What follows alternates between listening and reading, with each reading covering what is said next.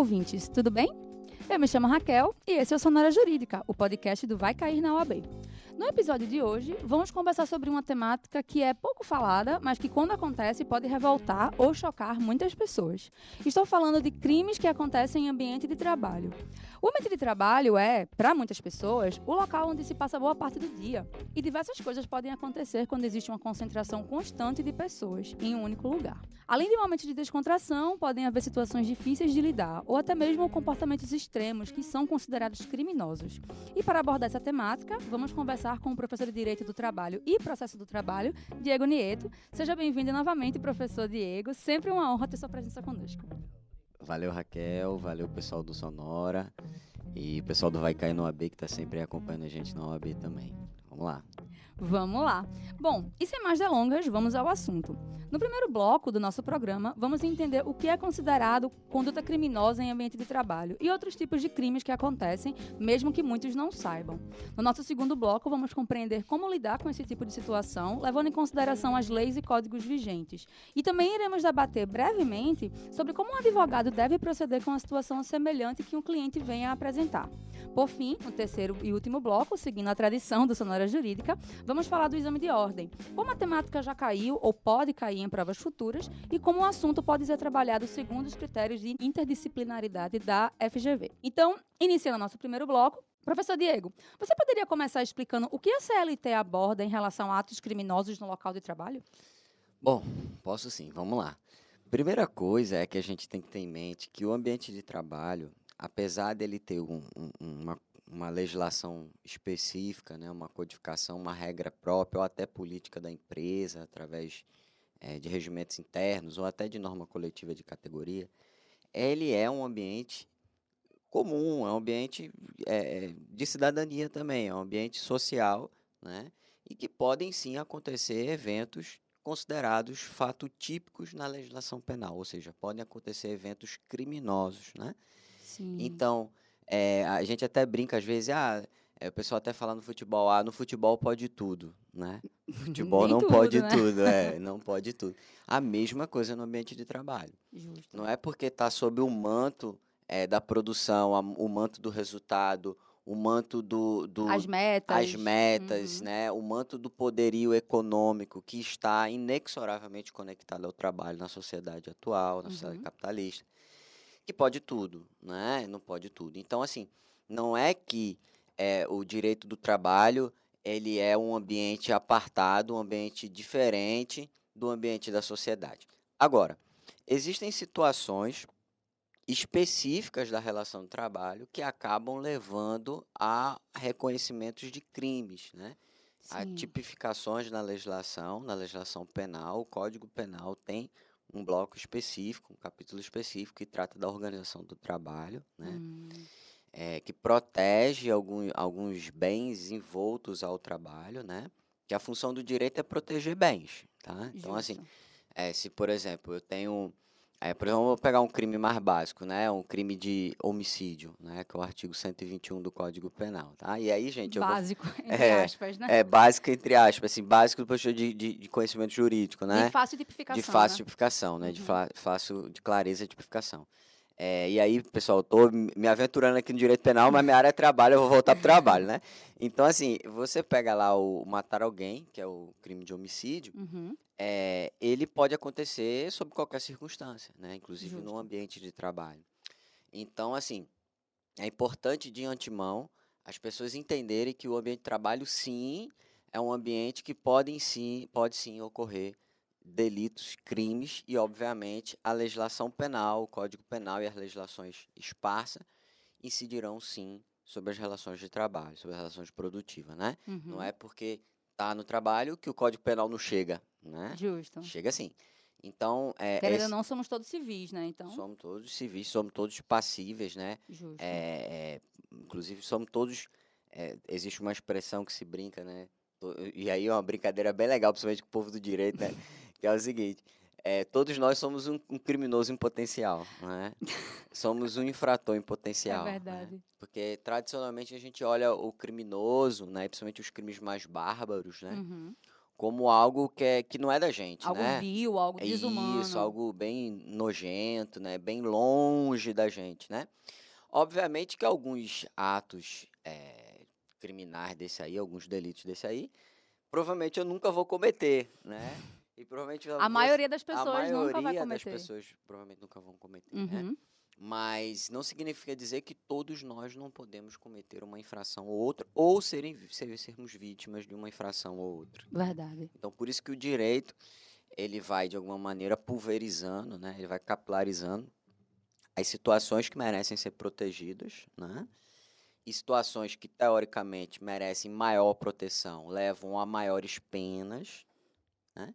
E Uhum. situações que, teoricamente, exigem menor proteção, levam a menores penas, né? Existe um sopesamento aí, Uma balança, uma né? No balança, direito né? penal também se fala muito da dosimetria de pena, que tem aquela coisa de você Isso. medir de acordo com o que é que foi feito, né? Isso, a partir da realidade, da aplicação da pena, exatamente. Justo.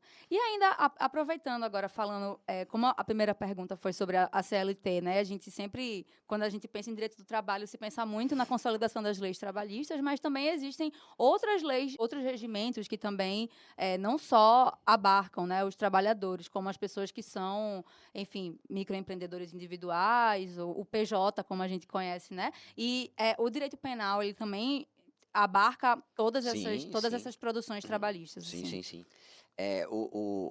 A CLT especificamente, né, ela não tem uma amplitude geral para todo tipo de trabalho, vamos dizer Justo, assim, tá? exato. A CLT ela foca mais sua proteção e o seu ângulo de visão sobre o vínculo empregatício, Uhum. né? A carteira de A carteira trabalho, de a azulzinha, trabalho, né? exatamente. Que inclusive hoje é um elemento, e depois a gente pode fazer um monte de podcast sobre isso, tá? É um elemento que o modelo de trabalho no planeta hoje, ele cada vez, em relação ao vínculo, ele vem se tornando mais escasso, né? Então, a Sim, gente verdade. existe globalmente, lógico, existe análises setoriais, né? E Uhum. momentos também econômicos, conjunturas, mas no mundo todo existe menos vínculos, Empregatícios tradicionalmente formais, né? empregatício. Então Aham. a CLT, ela sim, ela tem uma ênfase maior em relação ao vínculo, Sim. mas ela de alguma maneira ela acaba também tangenciando outras formas de trabalho que não são vínculo, tá? Apesar de, repito, não ser o núcleo dela, não ser a função principal dela. Justo. E aí, alguns tipos outros de trabalho que não sejam seletistas, vamos dizer, que não sejam vínculo, podem sim estar sob a proteção da lei, inclusive a lei penal. A lei penal chega neles, né? Então, na própria CLT, no capítulo que eu falei para você, que trata da organização do trabalho, existem alguns, no próprio Código Penal, desculpa, existem alguns crimes, né? Lá a partir do 197 ou 207 do Código Penal, Sim. existem alguns crimes que alcançam não só o vínculo, né? Então, por exemplo, proibição à livre associação sindical, né? Via de regra, Hum. todos os trabalhadores do Brasil, com vínculo ou sem vínculo, por exemplo, um MEI, Uhum. Um ele PJ. pode, uma PJ, né, um MEI nesse Sim. sentido, ele pode sim ter sindicato, né? Muita gente Sim. pensa, eu sou MEI.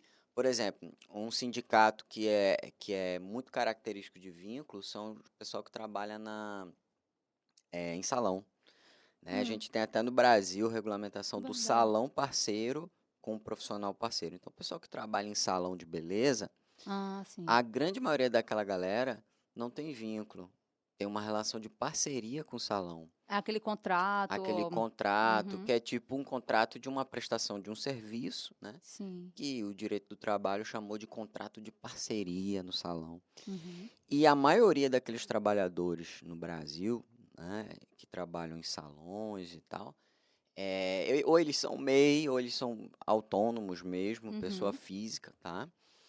E muitos deles, principalmente quem é MEI, tem sindicato sim, né? Olha aí. Tem sindicato, né? Então, o sindicalismo, ele não tá só para quem tem vínculo, não. Ele tá Uhum. para todo tipo de trabalhador e também para os patrões, né? Existe sindicato patronal.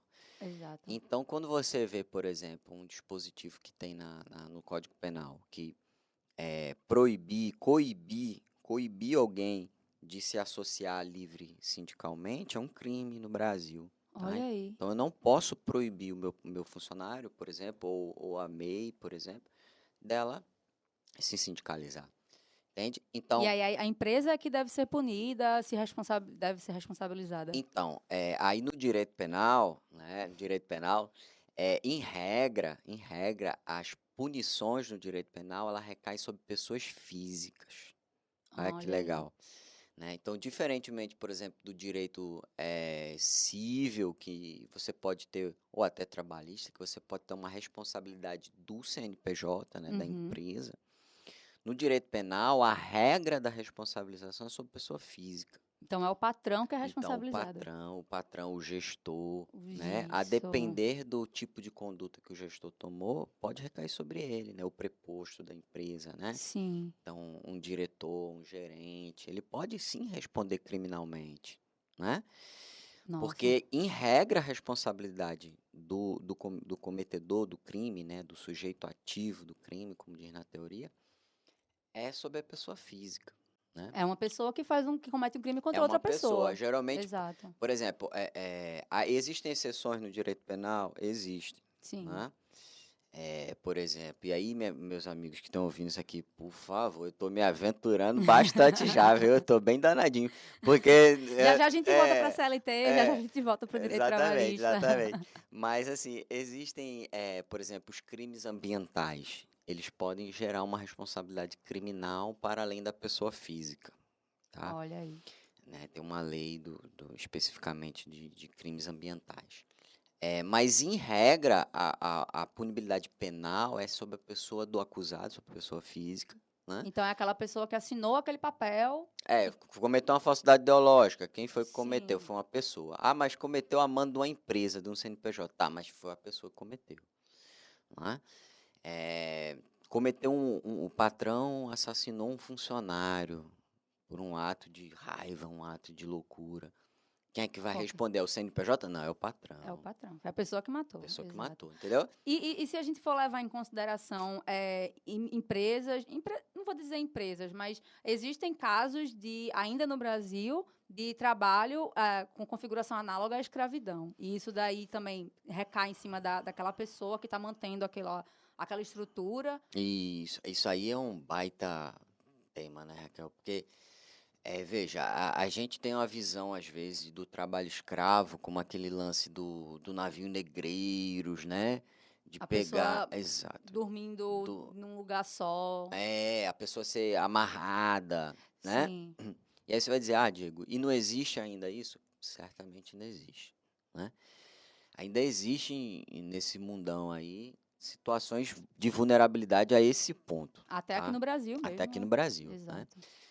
A gente tem uns dados da ONU, da OIT, né, da Organização Internacional do Trabalho, que, se eu não me equivoco, a gente tem no mundo ainda em torno de 25 milhões de pessoas Nossa. literalmente como escravos, né? Como condições de escravo mesmo. Não é nem análoga, Não é né? nem assim, não é nem uma coisa assim maquiada, é uma condição mesmo De fato. real, escravidão real, né? É óbvio que hoje é bem menos, sem dúvida, né? Mas a gente tem, e é tipificado no Código Penal, né, no artigo 149 do Código Penal, né, o crime análogo a escravo, né? E aí ele é um conceito um pouco mais moderno, vamos dizer assim, um pouco mais bonitinho, né, aparentemente, né? Aparentemente. Que é o quê? Que é aquele trabalhador que analogamente fica submetido a essa condição, de que maneira? Ou por condições degradantes de trabalho, ou por jornada exaustiva, Sim. e sempre associado ou a ideia de um trabalho por dívida, tá? De um condicionamento da presença naquele tipo de trabalho por dívida. E aí não existe remuneração, porque aí o dinheiro que ele iria Em receber é para regra, pagar a dívida, né? isso, em regra nem existe remuneração, ou se existe a remuneração é tão precária Sim. que ela não é capaz nem ainda de apagar, ela no máximo vai abater na dívida, no máximo, né? Então, quando se tem esse enquadramento, a gente configura o crime de redução análoga a escravo. Eu gosto de usar uma expressão muito boa, assim, que eu já ouvi algumas vezes, né? Várias pessoas falam que trabalham nessa área, que é o seguinte, existe o trabalho precário, Sim. que você olha e fala, pô, o trabalho é ruim, a pessoa ganha pouco, a pessoa trabalha muito, tá? Isso aí inclusive, no sistema hoje é a maioria, tá? Infelizmente. Infelizmente, né? E existe o trabalho análogo a escravo. Como é que eu vou diferenciar na prática se o trabalho que eu estou vendo, ele é um trabalho escravo, não é escravo da modernidade, né, escravo moderno, ou se ele é um trabalho precário? Analisando essas condições. Há Sim. algum vinculação por dívida? Não, não há, sim, não há. Há liberdade de locomoção do Sim. funcionário? Sim, sim, não há, não há. Há condições degradantes de trabalho, aquela condição imunda, subhumana? Ah, não há. Então, esse é o limítrofe que vai dar se é um trabalho Uhum. precário ou um trabalho escravo. Ainda também para continuar esse bloco, para a gente entender sobre os atos criminosos no local de trabalho, além desse todo esse aparato que a gente falou agora sobre o trabalho análogo à escravidão. Mas quais são você até tem comentado agora uma pena recorrente, que é essa de 2 a 8 anos para esse tipo de situação. E quais as penas mais recorrentes que podem acarretar, tanto para, enfim, um patrão, por exemplo, quanto para um funcionário que também cometa um crime no ambiente de trabalho? Bom, Além da demissão, né, no caso. exato, exato. Provavelmente, né? Eu costumo brincar, assim, primeira das penas, principalmente para o funcionário, né? Eu costumo falar que no direito penal, os crimes mais graves, eles são julgados pelo tribunal do júri, né? Chamado Eita. júri, o famoso júri, né? E no direito do trabalho, vamos dizer assim, o tribunal do júri do direito do trabalho é a justa causa, Hum, ok? Então, o funcionário fez uma cagadinha, uma creca bem poderosa, né? Ele vai levar uma justa causa direto? Pode sim, pode não, depende da gravidade. uhum. Mas eu costumo dizer que para se dar uma justa causa no funcionário, é porque ele cometeu aquele crime mesmo. Algo muito, muito É algo grave. muito grave, né? Por isso que, tradicionalmente, quando o funcionário comete alguns erros, ele vai ganhar o quê? Uma advertência primeiro, ele vai ganhar uma suspensão. Não existe nada na lei dizendo, ó, primeiro isso, segundo aquilo. Não existe nada na lei, tá? Aí vai de cada Vai de cada empresa. empresa, cada Sim, política, de cada tipo de serviço, de cada situação. sim, O verdade. que se recomenda é que haja uma proporcionalidade na pena, na Ah, aplicação sim. disso. Então, para o funcionário, do ponto de vista laboral, do ponto de vista trabalhista, o fim da linha é a justa causa, né? O ato mais gravoso que ele cometeu. Então, furtou, né? Estava furtando lá o caixa, né? Desviando aquela Desviando grana. aquela grana, né? Se apropriou de um bem da empresa, de um objeto, né? Da empresa, um objeto valioso.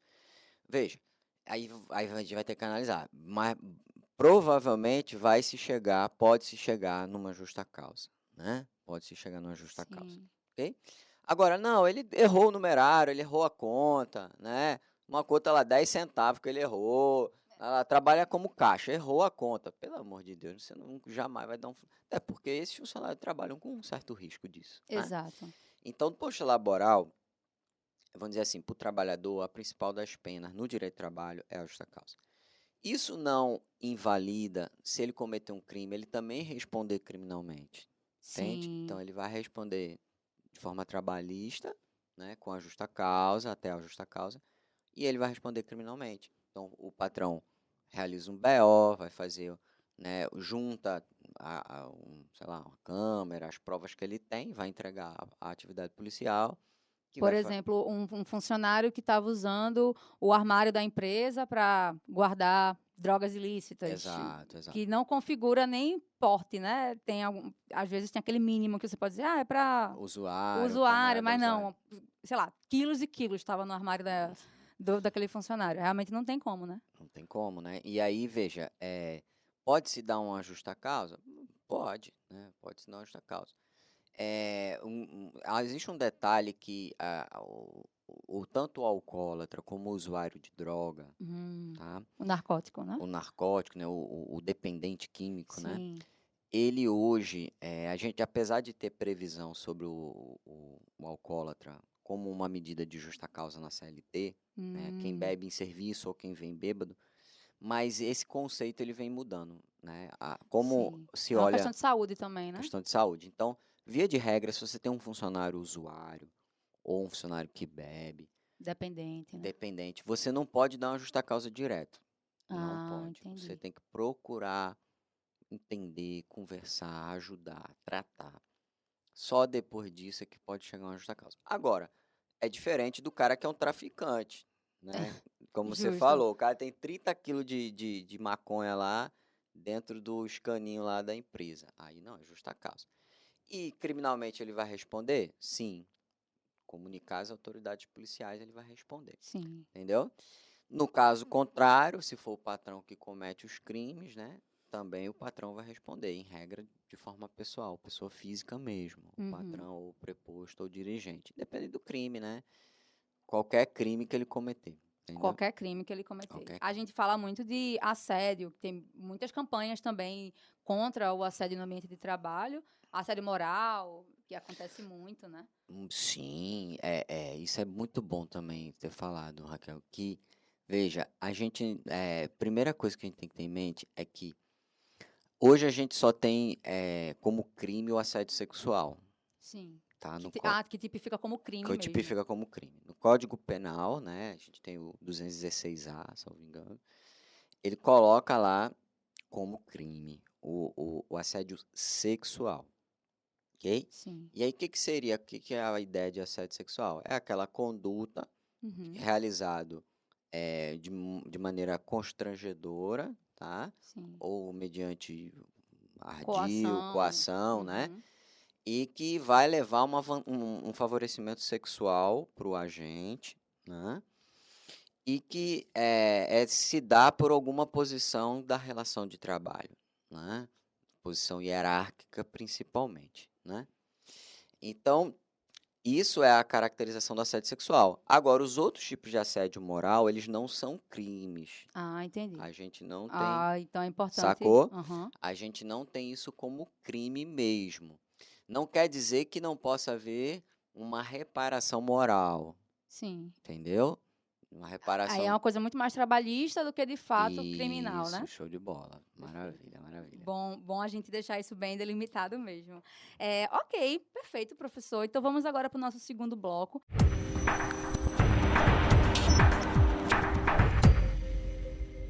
Agora pensando numa questão mais prática, né? A gente já falou um pouco de algumas condutas que a empresa ela não se responsabiliza criminalmente, mas sim a pessoa física, como a gente já discutiu aqui. Mas como é que seria de uma empresa? Será que aconteceria no caso de uma empresa se responsabilizar por algo que aconteceu entre dois funcionários? Existe algum tipo de responsabilização da empresa? Por exemplo, e aí eu vou dar aqui um exemplo prático, como eu já tinha também comentado, que você já tinha comentado também, de um assassinato. Então, um colega de trabalho mata o outro. E aí a vítima ela vai ter que ser, enfim, né? A vítima morreu, mas a família ela vai passar por algum tipo de indenização, algo do tipo. A pessoa que assassinou vai responder criminalmente. A empresa tem algum papel nisso ou não? Sim, do ponto de vista laboral, do ponto de vista trabalhista, sim, a Hum, empresa, né, a gente tem que sempre analisar cada caso, né? sim. Mas assim, a empresa ela tem um dever de columidade do local, né? As regras de saúde, de segurança, de proteção, né? Elas estão previstas na CLT como um dever da empresa, tá bom? Então, quando a empresa se omite nesse processo, aí sim a empresa vai se responsabilizar. Isso provado, ela vai se responsabilizar. Vou dar um exemplo. Eu gosto de dar esse exemplo assim, Uhum. uma situação Sempre bom dar prática. exemplos. Exemplo sempre é didático, né? É uma situação prática que eu me deparei depois como advogado, né, num caso prático. É, a pessoa começou a trabalhar numa loja, tá? Uhum. Numa loja. E essa loja, ela foi montada numa região perigosa, ok? E ela Uhum. trabalhava no caixa da loja, ok? Certo. E aí a empresa simplesmente abriu a loja, não contratou nenhum serviço de segurança, Não botou câmera. não botou câmera. Eita. Ela simplesmente abriu a loja e vamos lá, vamos tocar, né? Vamos tocar. E botou a funcionária lá, a funcionária no caixa lá com dinheiro. E essa E com os funcionária... produtos, né? E com os produtos, fazendo venda, funcionando o negócio, o empreendimento, tá? Uhum. E aí, o que aconteceu? E não é empresa pequena, não, às vezes, tá? Às vezes Hum. acontece empresa Às vezes grande. é uma filial, né? Uma Muito franquia. louco isso, né? É verdade. E aí, o que acontece? Botou a funcionária lá, a funcionária trabalhando. Primeiro mês, ela falou: doutor, o primeiro mês eu não fui assaltada menos do que uma vez por todo dia. Todo dia, os camaradas perceberam a fragilidade. No início, eles ainda mostravam a arma, tal. Nossa. Depois chegou um tempo que eles nem arma mostravam mais. Chegavam lá e passa pra cá, recolhia. E ela falou: olha, era quase que diariamente. Era assim. Nossa. Era praticamente todo dia eu era assaltado, né? Banalizou aquela conduta. Até chegar uma vigilância, né? Um serviço de vigilância e tal, que a empresa depois colocou, né? Então, veja, Caramba. você vê que é uma situação de que há uma omissão empresarial nesse sentido do Sim. empregador, né? Até porque podia ter acontecido alguma coisa com a Sem funcionária, né? sombra de dúvida. Ela disse que no início ela desenvolveu depois pânico, né? Nossa, Porque total. uma série de sucessões de Sim. acontecimentos, né? Violência constante. Violência constante. Ela disse que no início ele relatou, eles não, vamos resolver, mas não resolveu, né? Então, assim, são situações de que há, sim, nesse caso, fica bem nítido, Uhum. que há uma ausência no dever de cuidado, no dever de fiscalização e no dever de columidade dos trabalhadores. Então, uma situação dessa, que previsivelmente a empresa, e ficou clara a omissão da empresa, a empresa vai responder. Né? Vai responder por um dano moral, vai responder por todas as consequências. Né? Verdade. Existem também as empresas que têm um risco inerente na sua atividade. Né? Por exemplo, uma empresa no setor de vigilância, né? Um funcionário que falece assassinado. Né? E aí, como é que vai ficar a família da vítima? Vai ser reparada? Geralmente, a chamada teoria objetiva do risco leva a essa reparação. Inclusive, às vezes, até com pagamento de pensionamento durante um tempo para a família, entendeu? Uhum. Então, acontece muito isso. Pode acontecer essas circunstâncias de a empresa falhar nesse dever de proteção. Sim. E aí você vai dizer, professor, então, como é que a empresa vai agir? Se a empresa detectou falha de segurança, falha disso, a empresa tem que agir ostensivamente para corrigir essa falha e mostrar que ela tomou todos os devidos cuidados. Exato. Se mostrar presente nesse Se mostrar sentido, presente nesse sentido, né? Briga Perfeito. entre funcionários. Tem um funcionário que quer matar o outro, lá. É difícil, às vezes, resolver um conflito desse, mas a empresa precisa se mostrar atuante, né? Ou liga para a polícia, ou abre um BO, ou leva... Transfere os funcionários, né? Isso, Enfim. transfere o funcionário. Se tem um RH que tem uma estrutura, o RH precisa entrar, né, Sim. para tentar. Mas é para apaziguar? Não, é para tratar o problema. O problema tem que ser tratado, É né? verdade. Então a empresa sim, ela precisa sim atuar nesse sentido. Perfeito. E como a gente já trouxe esse caso prático, como a gente pensando aí, né, o próximo futuro advogado que está ouvindo esse podcast, como um advogado deve proceder numa situação em que um cliente venha para dizer que aconteceu alguma coisa com ele? Então, como esse exemplo que você deu, como é que foi? O que é que você, enquanto advogado, você fez nessa situação? Ou, enfim, qualquer outro exemplo que você possa dar também. Bom, primeira coisa é a gente entender de fato a situação, né? Procurar obter informações para saber qual é a real da situação. Porque às vezes, principalmente as pessoas sob muita pressão e sobre alto grau de estresse, existe isso é fisiológico, né? É mental mesmo, né? Cerebral. Existe um processo de desfiguração da realidade, né? Então, primeira coisa, você pega uma vítima de um crime, né, grave, tudo, raramente ela tem uma nitidez completa do evento. Sim. Né? Então, O trauma, às vezes, acaba trauma aumentando muito mais a ele situação. oculta muita coisa. É verdade. Então, isso é o primeiro ponto, é a gente ter a clareza do acontecimento. Segundo ponto é que o advogado ele vai se utilizar das ferramentas legais, né, para ele buscar, se ele estiver advogando para a vítima, buscar a reparação, né? Buscar, se ele consegue obstar ainda certas condutas, ele pode obter algumas tutelas judiciais para obstar, para travar Então, uma conduta reiterada de um assédio. Então, ela pode entrar com ação, pedir, sei lá, transferência do funcionário, pedir que o assediador seja modificado de função. Enfim, depende do contexto, ele vai buscar uma solução mais adequada para o contexto, né? É sempre importante dizer que quando há crimes na relação de trabalho, esse crime não é julgado no seu trabalho. Olha que Olha legal. aí. Olha que legal, tá? Veja a casca de banana É, aí. casca de banana, principalmente a galera vai fazer prova. O artigo 114 da CF, da Constituição Federal, ele tem um dispositivo que ele narra bem pequenininho dos crimes da ordem trabalhista. Esses crimes, a gente teve uma DI, muito antiga essa DI, tá? Esses crimes, eles pelo STF, ficaram definindo que esses crimes são sempre na justiça comum, tá? Seja comum Certo. estadual ou federal, Uhum. mas sempre na justiça comum. Então, um crime de assédio sexual, 216A, né? Jamais o advogado trabalhista vai cobrar a aplicação da pena criminal ao assediador na justiça do trabalho, Ah, entendi. entendeu? Esse é outro órgão. Isso é outro setor, outra competência, né? Sim. Então, ele vai entrar com a ação na justiça comum, se ele quiser, ou ele vai denunciar o Ministério Público, tudo. Vai tocar o trâmite criminal fora da justiça do trabalho. E na justiça do trabalho, ele pode entrar com a ação reparatória e por aí vai, entendeu?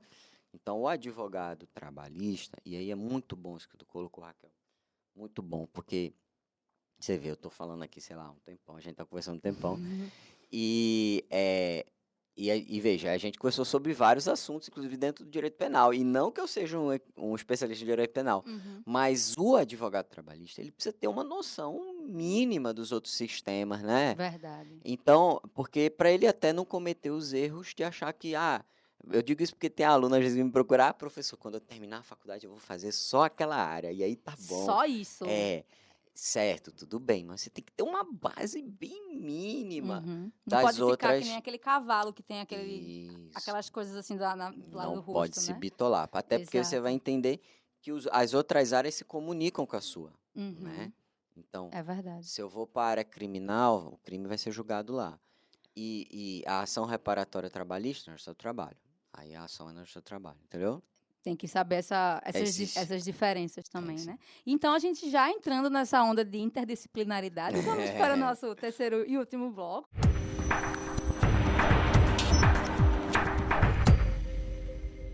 Que a gente já conhece, que é falar justamente sobre o exame de ordem. Então, a gente sabe que quem vai fazer a segunda fase de direito do trabalho, existem esses exemplos, mas a gente também sabe que a FGV gosta dessa interdisciplinaridade. Então, quais são... deve existir já esse histórico de ter questões, até mesmo da primeira fase, que aborda esse tema. Como ela geralmente vem, professor? Bom, essa pegada, vamos dizer assim, mais criminal no ambiente de trabalho, ela vem, confesso a você que ela não é tão frequente, mas ela cai de vez em quando. E tem um lance que já caiu algumas vezes e cai direto, vez por outra cai, vez por outra, seja Pelo em menos primeira, uma questão tem. seja em primeira ou em segunda, ele sempre vem, que é o lance prevista na Lei 9029, que é uma lei específica, tá? Sobre exigência de atestado ou exigência de atestado gravídico ou exigência de esterilização em relação à mulher, para contratação de mulher, ou para até promoção na carreira. Vê que louco. Isso é absolutamente proibido. Isso é e é abusivo, crime né? muito abusivo. Né? Que Imagine, Raquel. absurdo. Chego pra tu e falo, Raquel, primeiro que é super invasivo, né? Sim. Começa por aí. Raquel, tu vai ter baby agora ou vai ter depois? Porque eu preciso saber se eu vou te contratar ou se eu vou te promover. Se eu vou te promover ou não. Verdade. Isso além de ser super invasivo, né? A intimidade, a vida privada da pessoa, é crime. É crime. As pessoas naturalizam isso, mas é crime, ok? Tem pena. A pena é pequenininha também, infelizmente, né? Tem muitas penas pequenininhas. Salvo engano, é de 2 anos também. Mas até mesmo numa entrevista de emprego, por exemplo. Isso, até mesmo na entrevista de emprego já, ela não pode ser feita. Não pode ser feita essa pergunta, olha só. Que louco. Né? E as pessoas naturalizam muito isso. Tu vai ter baby quando? Lógico. Você pretende ter? Veja, tô falando assim, um contexto, do planejamento familiar. Chefe, eu tô pensando flexibilizar um pouco. Posso ir pro home office, que agora eu tô pensando entrar num processo, de ter meu... É uma abordagem, né? Sim. Às vezes a própria pessoa traz, mas o que condicionar a promoção, a contratação, o desenvolvimento de carreira, por conta de gravidez, por conta de matrimônio, por conta de idade, de sexo, tudo isso é proibido. E tudo isso, inclusive criminalizado, é crime, tá? Olha só. Que louco, né? E pouca gente sabe. Agora, isso tem caído na B. Tem que, vez por outra, cai. Cai na primeira fase, já caiu. Cai na segunda fase, né? Segunda fase já caiu algumas vezes, caiu na peça e nas questões abertas, né? Nossa. Que tipo de consequência gera? E aí, veja, por exemplo, se há o desligamento do funcionário por conta disso, vou desligar a funcionária porque ela casou, né? Tipo, ou vou desligar a funcionária porque ela quer engravidar. Esterilização, né? Induzimento à esterilização. Olha, vamos ligar, ligue que eu vou te promover. Vê que louco. Que Isso tudo loucura. é crime, ok? E tem caído na prova da ordem. E se houver a despedida do funcionário, o funcionário tem direito, tem dois direitos. Ele pode ou buscar a reintegração dele à empresa, recebendo os atrasados, tá? Corrigidamente, ou ele pode, se ele não se afeiçoar mais a voltar ao ambiente, ele pode se manter desligado, mas recebendo os salários dobrados. Ele recebe o salário de forma dobrada do período. Nossa, do período que ele estava desligado. Do período. Como uma forma de indenização. Como uma né? forma de indenização, entendeu? Então, esse é um tema, é um tipo de questão que envolve o direito criminal no ambiente de trabalho Sim. e que tem caído na OAB. Vez por Olha outra só. cai. É um assuntinho que cai, entendeu? E também lembrando que tem também um outro dispositivo que diz que a empresa não é obrigada, o funcionário não é obrigado a apresentar um laudo médico, por exemplo, né? Tem alguma coisa assim também? Tem acontece isso às vezes, a empresa exigir um laudo específico para reconhecer Uma condição de uma saúde. condição, um adoecimento. No caso, a pessoa só pode apresentar ali o atestado. O atestado apresenta, mas aí não precisa dizer no atestado o que a pessoa teve, né? Isso, o CID, por exemplo, Isso. né, que é o Código Internacional da Doença, ele não é mais obrigatório, né? Por quê? Porque ele pode, de alguma maneira, criar uma prática discriminatória, né? Ah, justo. Um viés discriminatório. Por exemplo, você coloca um CID de HIV, entende? Uhum. Então, aí, o pessoal Exposição vai olhar, total do vai funcionário. expor, aí começa o comentário, papapá, a rádio peão que a tua fala, né? A rádio pirata. A rádio pirata, muito bom. Então, e a gente ainda focando agora um pouco na segunda fase, se cai, como você já deu um exemplo de que já caiu na segunda fase, algo assim. Numa peça dessa que acontece qual seria o caminho que deve ser seguido para... Isso, o caminho é exatamente, primeiro, que é o grande segredo da coisa, um dos, né? Mas é você entender o que está sendo perguntado. Isso é muito importante, Raquel. O que a gente vê, eu vejo no meu dia a dia, alunos às vezes, e infelizmente alunos às vezes não, até reprovam, não conseguem, o bichinho, eu fico com mó pena, meu coração fica Poxa. pequenininho, que é o quê? Eles sabem o conteúdo às vezes, eles têm até a teoria às vezes, tá? Ainda que não saiba tudo, mas ele tem uma noção da coisa, Uhum. mas ele não sabe responder. Isso que é louco, isso dói pra caramba. Então, primeira coisa que eu sempre falo, o que está sendo perguntado? Tá? E tenta perguntar, houve o desligamento do funcionário? Tá, mas o funcionário quer reintegrar? Então, você pede a reintegração. Ah, olha aí. Entendeu? Às vezes é uma palavrinha que tá ali, Uma né? palavrinha, uma vírgulazinha, um detalhezinho, né? E por Uhum. isso que, por exemplo, teve um aluno uma vez me procurou e falou, professor, ele queria fazer a repescagem, né? Ele tinha sido Sim. reprovado na segunda fase já e viria para mim para repescagem. Ele falou, professor, eu fiz um curso e tal, até comprei um curso online e tal, né? E eu fui estudando por casa e tal, mas chegou no dia, eu não tinha aquela segurança, né? Ele falou, né? Foi um relato dele. E eu falei, velho, exatamente. Quando você consegue uma preparação melhor, você tem uma segurança. Sim. Por quê? Porque você começa a aprender essas malícias da prova. Então, é a prática, né? é a prática. E a primeira malícia, velho, é entender o que está sendo perguntado. Você não entende, e isso se treina. Numa boa preparação, você fica super afiado disso, entende? Uhum. Então, é algo que é uma dica que eu sempre dou. Até pra galera, às vezes, quem faz meu curso, eu já né, afio a galera, né? Porque aí já tá afiadinho, tá na minha mão, né? Mas quem tá fora, às vezes eu falo, velho, para o que tá perguntando. Antes de chutar, de sair respondendo, tá no automático, vê o que tá perguntando. Respirou, deu 3 segundos. Perguntou, qual a pergunta, qual a resposta, você vai achar. Porque você já tem uma base. E às vezes depois de um relato enorme que vem daquela peça, a perguntinha tá ali. As últimas 2, 3 linhas é que tá realmente a pergunta, então... E a FGV é craque nessa fuleiragem, craque. E pega essa casquinha de banana, né? Perfeito. Bom, estamos aqui agora encerrando o nosso episódio, mais um episódio do Sonora Jurídica. Queria agradecer mais uma vez a presença do professor Diego Nieto para conversar bastante sobre esse assunto. Espero que agora os nossos OABeiros que estão aí de plantão tenham um pouco mais de noção de como se preparar para a primeira fase e se preparar também para a segunda fase, quem vai fazer, né, de trabalho. Se você tiver alguma palavrinha final, professor, para dar aí para esses OABeiros. Dou sim.